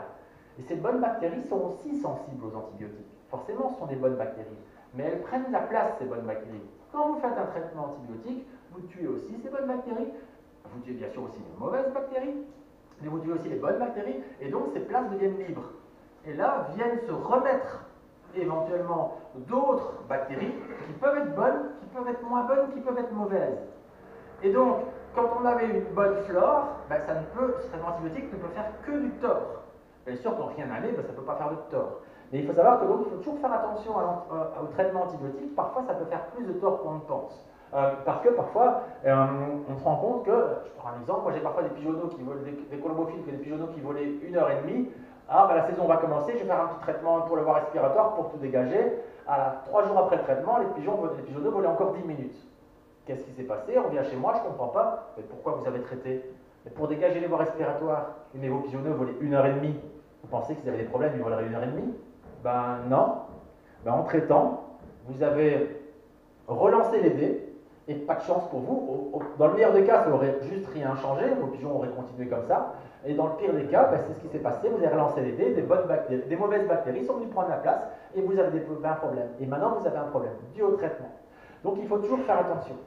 Donc, vous avez vu, je parle beaucoup de faire attention. Maintenant, je suis quand même vétérinaire. Je traite, je donne des médicaments, je vends des médicaments. Donc, je n'ai pas peur aussi de dire que quand on a un problème, bien sûr, il faut traiter. Mais ce que je dis, c'est qu'il ne faut traiter que quand il y a un problème. Quand il y a un problème dont le traitement va être efficace, il faut traiter juste. Et il faut traiter fort quand on traite. Il faut traiter fort pour tuer le problème. Il ne faut pas traiter à moitié, il ne faut pas traiter tout le temps à moitié, il faut traiter quand il y a un problème fort. C'est comme ça qu'on fait. Votre médecin vous dira pareil. Vous ne prenez pas des antibiotiques un peu tout le temps au hasard, vous ne prenez pas des demi-gélules d'antibiotiques, non, vous prenez des antibiotiques quand vous êtes malade et vous prenez toute la boîte d'antibiotiques. C'est en tout cas ce que vous conseille votre médecin. Pour les pigeons, on conseille certainement pareil. Alors, on va arriver au niveau des points clés, c'est la prévention. Donc, comment est-ce qu'on peut faire? Donc, je vous ai parlé de beaucoup de pathologies, des mauvais résultats, des pertes de pigeons. La conclusion sera assez longue parce qu'on va reparler de tout ça. Mais comment est-ce qu'on peut faire? Alors, un des problèmes, et donc, c'est quoi? Les problèmes sont que souvent, moi en tout cas, je me suis rendu compte, les pigeonneaux, c'est vraiment souvent, parce qu'on dit tout ou rien.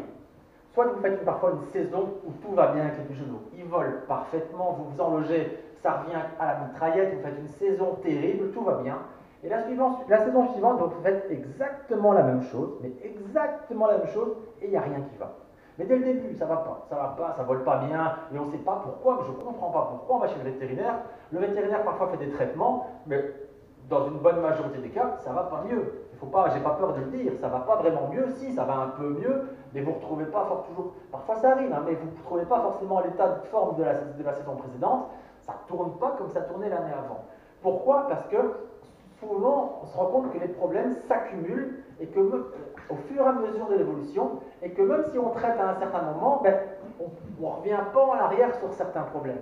Et donc, la saison de pigeonneaux ne sera pas aussi bonne. D'ailleurs, quand vous regardez dans les championnats, etc., notamment en Belgique, les championnats de pigeonneaux, c'est pas forcément toujours les mêmes. Il y a des spécialistes en pigeonneaux, d'accord, mais c'est pas forcément toujours les mêmes noms qui sont classés parce que d'une année à l'autre, ça peut très fortement varier. Alors, les points éventuellement clés. Le but étant, les pigeonneaux, donc, qu'est-ce qu'on peut faire? On peut certainement essayer de les protéger. Alors, comment les protéger?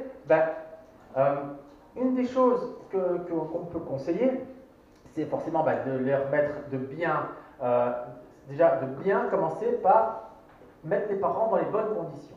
Mettre les parents dans les bonnes conditions, ça veut dire quoi? Ça veut dire déjà avoir vacciné ses reproducteurs 3 semaines à 1 mois avant d'accoupler. Ça, c'est une chose. Pourquoi? Parce qu'en vaccinant vos reproducteurs 3 semaines à 1 mois, vous stimulez l'immunité des producteurs. Forcément, vous vaccinez. Et donc, qu'est-ce qui va se passer? Les pigeons vont réagir, vont proposer beaucoup d'anticorps vont circuler dans le sang, et notamment les mères, donc la femelle, qui va pondre. Quand elle va pondre, dans le jaune d'œuf, il y aura une énorme quantité d'anticorps. Ce qui va aider le jeune pigeon, quand il va assimiler le jaune d'œuf, à déjà avoir une bonne protection maternelle. Donc pour les 5 premières semaines de sa vie, l'immunité du pigeon, les 5 premières semaines de sa vie, ne dépend que de l'immunité des parents. Et ça, c'est fort important. Donc il faut que les parents aient une bonne immunité. Donc souvent les reproducteurs, moi je ne vaccine pas mes reproducteurs, ils ne sortent pas, c'est pas nécessaire.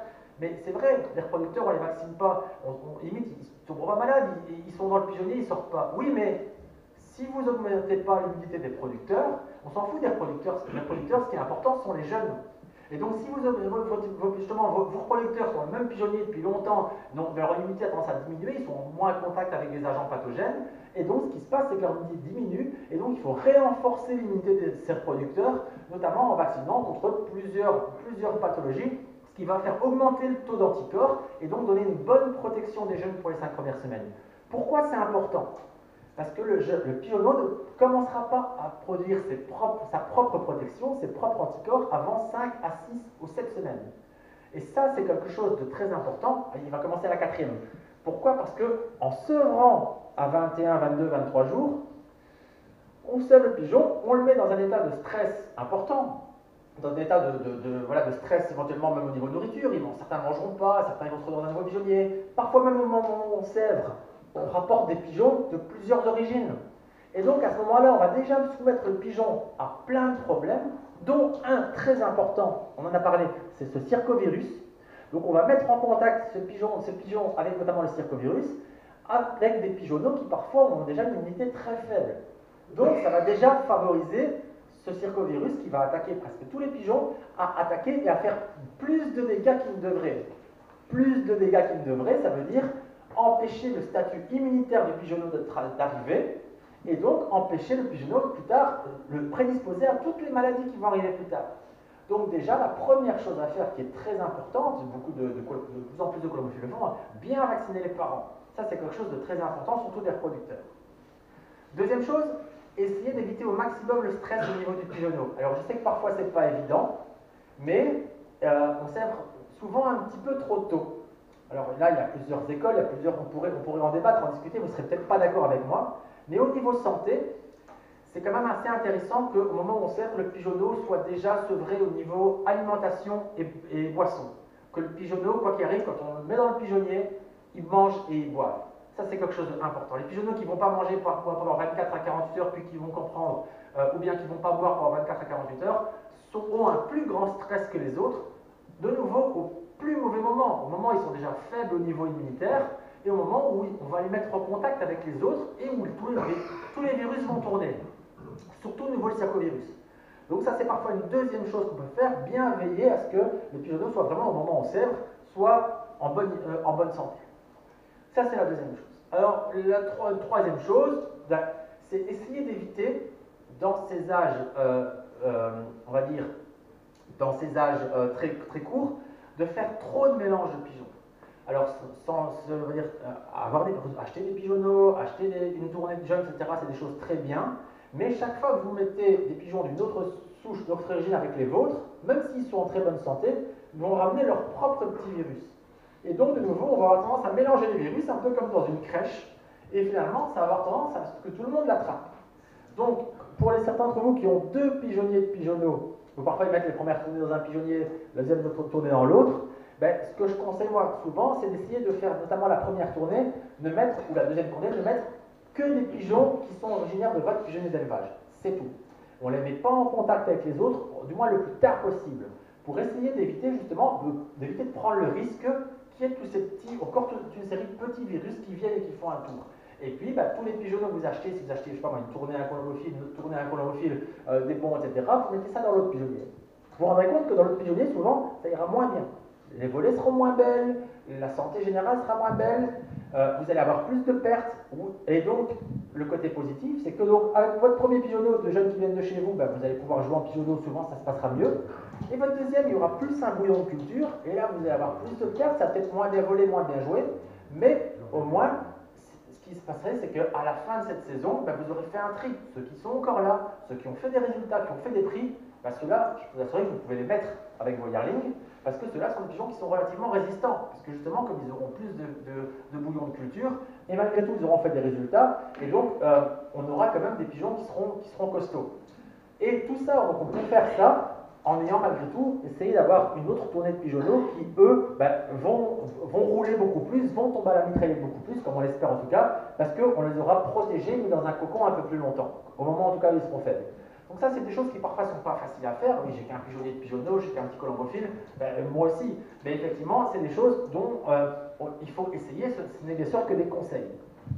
En protégeant nos pigeonneaux, qu'est-ce qui se passe? Ils commencent à faire leur propre immunité, ils ne vont toujours pas être agressés par trop de virus extérieurs, quels que soient les petits virus. Et comme ça vient de votre pigeonnier d'élevage, par contre, les petits virus de chez vous, ils ont quand même une petite immunité parce que les parents sont un peu plus, ont l'habitude de sont en contact, ils ont quand même cette immunité. Ils avancent, on sèvre, on avance un peu plus longtemps, on arrive à la période des vaccins. La période des vaccins, on me demande toujours qu'est-ce que je peux vacciner. Est-ce que je ne vaccine pas trop? Alors, en règle générale, on dit toujours qu'on vaccine toujours trop peu et qu'on traite toujours trop.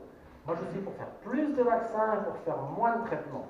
De mon côté, je vais dire, oui, le vétérinaire, il est content, il vend les vaccins. Oui, mais moi, je préfère vendre plus de vaccins et moins de médicaments.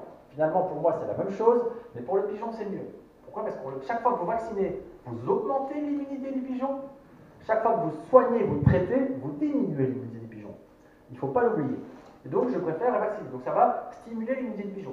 Alors, pas trop proche du sevrage si possible, parce que c'est un stress, on ne met pas un deuxième stress, on attend quelques jours.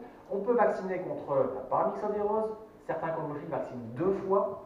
C'est une bonne chose, c'est pas obligatoire au niveau de la loi, mais c'est une bonne chose. Pourquoi? Parce que, souvenez-vous, cet herpès virus, notamment, ce circovirus qui est déjà là, va parfois mettre à mal la vaccination. En le faisant 2 fois, on met une piqûre de rappel, comme on dit, on met 2 couches. Et donc forcément, on a plus de chances que ce soit vraiment bien efficace. On a toujours trop tendance à penser qu'en piquant le pigeon, il est protégé. Non, en piquant le pigeon, on a injecté le vaccin. Être protégé, c'est après, c'est la réaction immunitaire. Et elle ne se fait pas tout le temps bien. Et donc, on peut faire 2 fois, c'est une bonne chose. Alors parfois, avec un vaccin peut-être plus cher, un vaccin moins cher, peu importe, mais c'est une bonne chose. Alors, vacciner contre l'herpès virus, il existe donc le vaccin que vous connaissez, le Pharmavac Colombi 2. C'est un vaccin qui est justement bivalent paramyxovirose l'herpès virus. C'est assez intéressant. Pourquoi? Parce que justement, vous pouvez donc vacciner avec ce vaccin là, Par contre, il faut le faire, la première année, il faut le faire 2 fois, il faut faire un rappel, ça c'est obligatoire. Et une fois avec un vaccin paramyxo, comme le Colombovac par exemple. Donc ça a un côté intéressant. Certainement, les pigeons se vaccinent 3 fois contre la paramyxo, 2 fois contre l'herpès, c'est une bonne protection. Ceux qui veulent vacciner contre les pockets, vaccinent contre les pockets aussi. Il faut savoir que les protocoles peuvent être suivis. Hein. Il ne faut pas forcément attendre chaque fois entre les deux. Donc ça, tout ça sont des bonnes choses. Si vous voulez des protocoles, etc., après vous pourrez me poser la question. Pas, je ne vois pas ça aujourd'hui. Le but non plus n'est pas de vous dire il faut faire ça, ça, ça, mais de vous conseiller au sens large en tout cas. Donc on essaie d'augmenter et vacciner contre l'herpès. Seule petite particularité de ce vaccin herpès, c'est fort important, on ne vaccinera que les jeunes. Parce que si les pigeons ont déjà été en contact avec l'herpès virus, c'est trop tard de vacciner. Si vous avez déjà un bouton de fièvre, même s'il existait un vaccin, ça ne sert plus à rien. C'est un des exemples, par exemple, le cancer du col de l'utérus chez la femme, qui est dû à un virus, vous savez, donc on ne vaccine que les petites filles. Les femmes, c'est trop tard.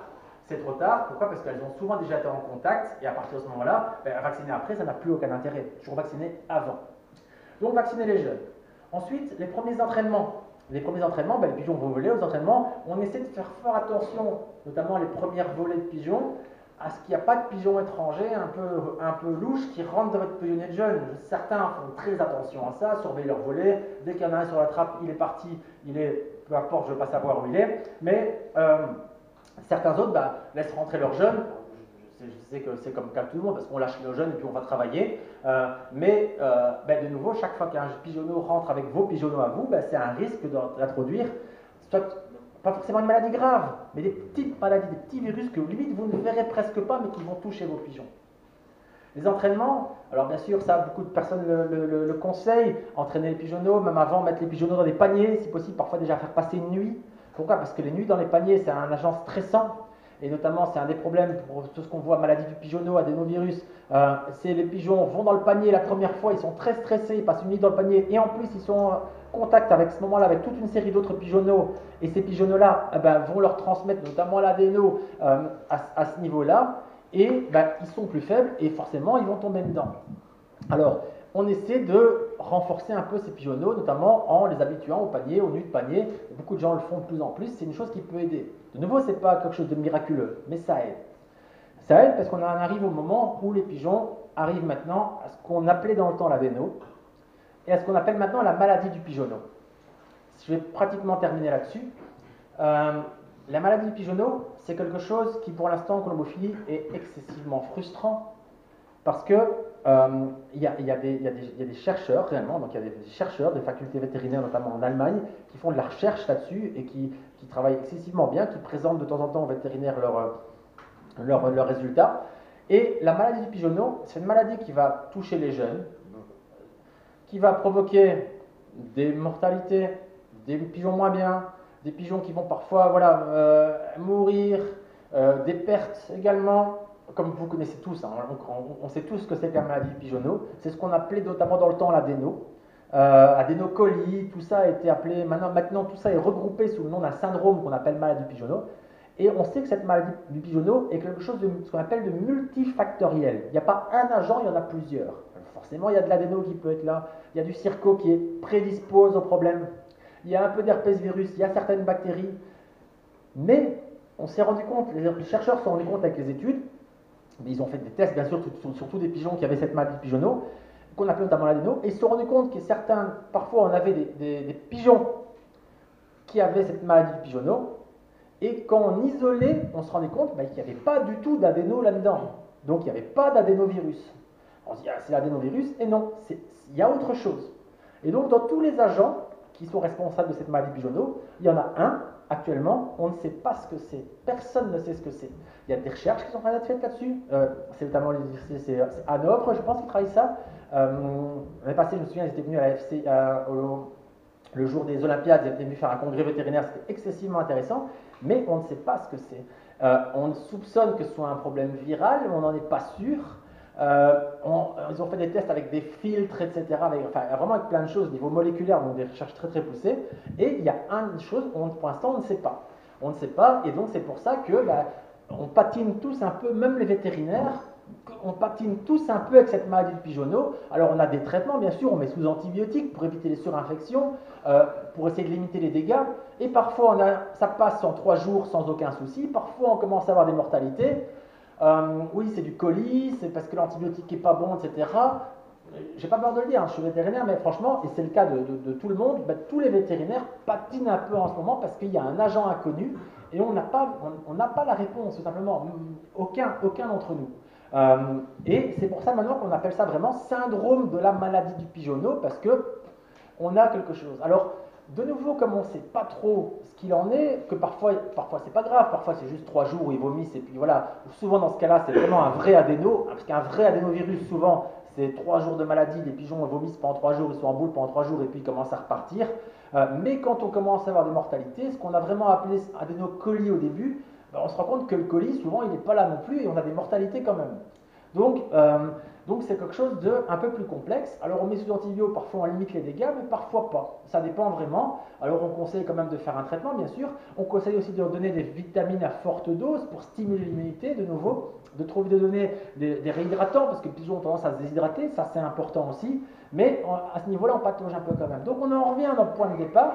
Le meilleur moyen, le meilleur traitement contre ce problème-là, ben, c'est d'essayer de stimuler au maximum l'immunité des pigeons pour avoir les pigeons les plus forts possibles, pour que quand ça arrivera, ben, ils soient touchés le moins possible et passent au-dessus le plus facilement possible.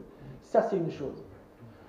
Pour l'adéno, la maladie du pigeonneau à proprement parler d'ailleurs, un des gros soucis, ça c'est en anecdote, hein, vous le ferez pas, j'en sais rien, mais un des gros soucis, c'est que dans pas mal d'endroits, c'est problématique. Pourquoi? Parce que l'adéno arrive et tape notamment quand on entraîne les pigeonneaux ou quand c'est les premiers paniers.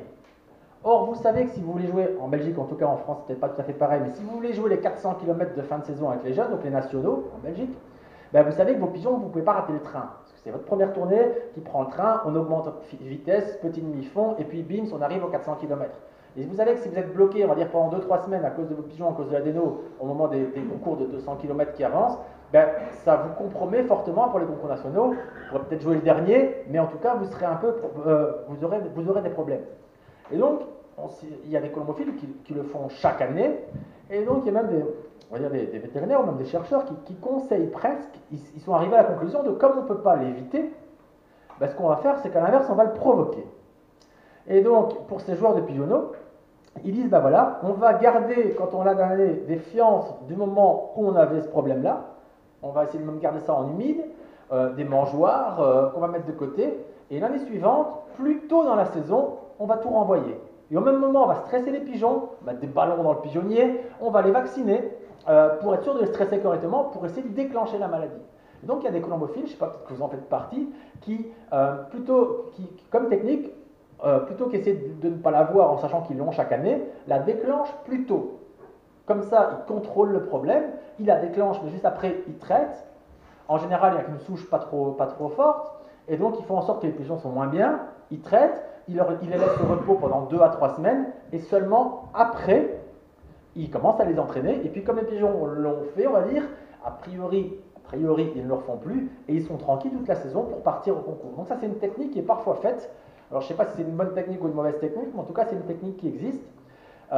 Un des soucis de cette technique, c'est que parfois, maintenant, certains colombophiles ont tendance à le faire 2 fois. Aux Pays-Bas, notamment, ça a tendance à taper 2 fois avec des souches différentes, et donc c'est encore plus compliqué.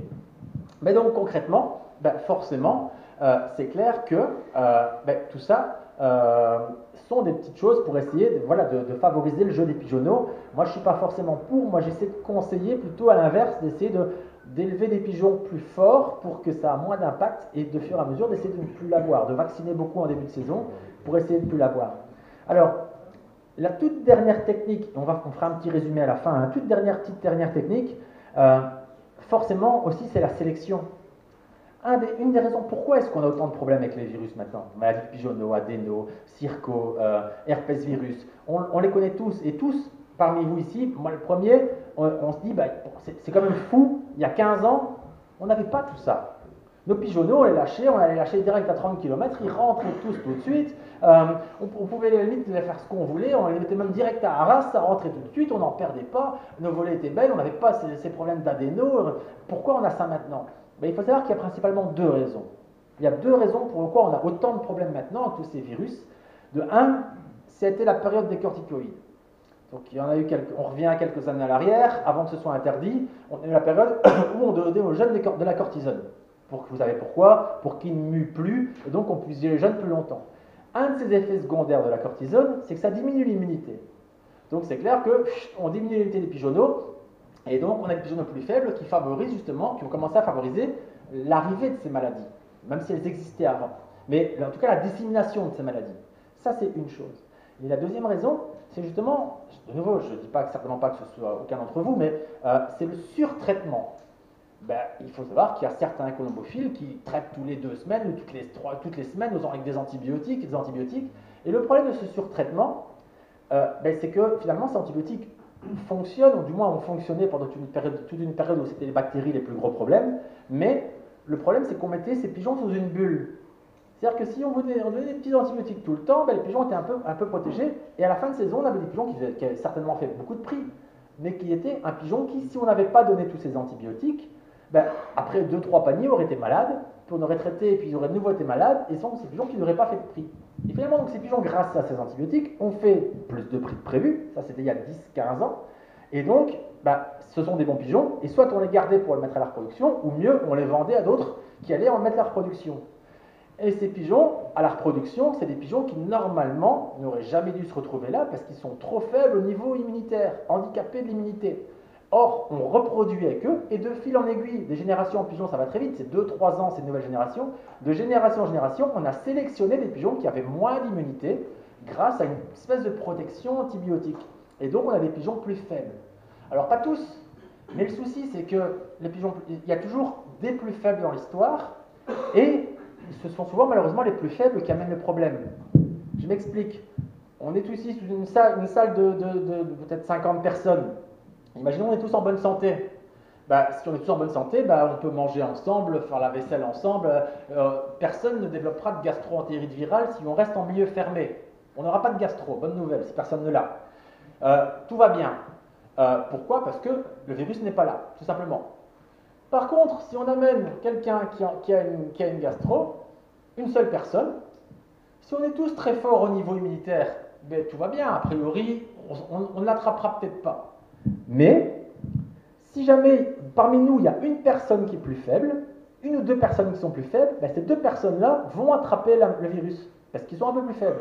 Et donc, comme ils sont un peu plus faibles, ils vont attraper le virus, ils vont excréter un peu le virus, et on aura un peu plus de virus environnement. Gastro ou grippe, c'est la même chose. Et donc, de fil en aiguille, 3-4 personnes un peu plus faibles aussi vont l'attraper. Et à partir du moment où il y a 5 personnes qui l'ont, vous imaginez bien qu'il y a des virus partout, vous devenez... Dès le sevrage ou dès la naissance, les pigeons qui sont peut-être déjà moins forts parce que les parents ne nourrissent pas trop bien, ou parce qu'ils ont une moins bonne immunité, parce qu'on n'a pas vacciné les reproducteurs avant d'accoupler. Et puis, finalement, passage de circovirus, si on mélange trop de pigeons, etc., une faiblesse immunitaire. Et puis tous les petits problèmes, bien sûr, je n'ai pas en plus parlé de la trichose, de la coccidiose, etc. J'avais parlé l'année passée, où là on peut contrôler ça facilement avec des traitements et des contrôles vétérinaires. Je dirais, donc on n'en parle même pas. Mais donc tous ces problèmes-là se développent vraiment, et puis les vaccinations ne sont pas bien en place, et puis donc on attrape le virus, et puis on se retrouve avec toutes ces pertes de pigeonneaux, avec tous ces soucis qui sont un peu la conséquence, en tout cas une des conséquences des pertes des pigeonneaux actuels qui nous posent problème, ce sont ces pigeons qui déjà ont des soucis dès le plus jeune âge. Donc si vraiment pour les pigeonneaux je peux résumer sur une chose, donner un conseil, c'est que tous les conseils que je vous ai donnés ne vous éviteront pas peut-être votre pigeonneau de tomber malade ou d'être pas bon, parce que ça reste que des petits conseils pour diminuer le pourcentage de chances d'avoir un problème. Ce n'est pas la recette miracle, c'est diminuer le risque. Alors peut-être que sur 10 ans, vous allez faire 7 bonnes saisons de pigeonneaux et 3 mauvaises, plutôt que 4 bonnes saisons de pigeonneaux et 6 mauvaises. Voilà. Mais les effets se voient sur plusieurs années, bien sûr, parce que ce sont des statistiques, on diminue la probabilité. Et donc, essayez directement sur les pigeonneaux, de suivre éventuellement tous ces conseils pour stimuler, et faites vraiment fort attention aux pigeonneaux, surtout quand vous avez des pigeonneaux qui fonctionnent bien, qui tournent bien, qui volent bien dès le début. Essayez vraiment de les chérir, de ne pas les rajouter. Voilà, une des plus grosses erreurs, quand on a des pigeonneaux qui tournent bien, qui volent bien, qui sont bien partis 1h30, c'est à ce moment-là de rajouter soit la deuxième tournée avec vos pigeonneaux, ou soit des pigeonneaux de l'extérieur.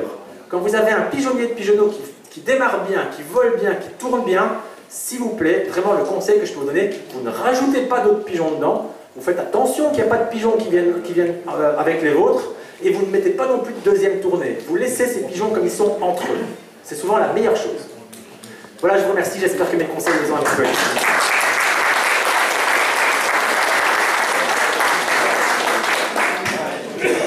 Voilà. Alors c'était intéressant parce que personne ne parlait, c'est comme par rapport à l'année dernière. Non, non, c'était intéressant, je vous remercie d'avoir écouté les choses. Bon, la vente, on va commencer d'ici une petite demi-heure. Voilà.